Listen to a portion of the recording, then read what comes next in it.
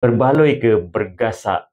Teknologi maritim bukti tamadun Melayu hebat sejak beribu tahun dulu. Ada dakwaan tamadun Rom belajar cara buat kapal daripada orang Melayu. Ada yang nafikan. Setuju atau tak setuju, ramai bergasak pasal kehebatan nenek moyang kita. Tak ada manfaatnya bila anak bangsa dibiar lemah banyak aspek. Daripada bergasak, jom buat agenda perkasa bangsa dalam pelbagai aspek. Perkasa segala aspek akidah, ibadah, akhlak, keselamatan, kesihatan, fizikal, mental, spiritual, emosi, pendidikan material, kewangan, ekonomi, jati diri, apa saja.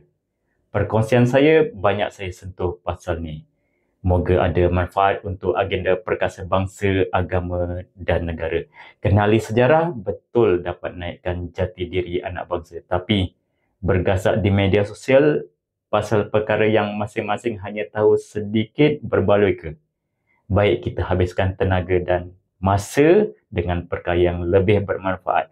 Hal sejarah biar pembuktian dan kajian dilakukan ahlinya. Setuju? Kongsikan video ini.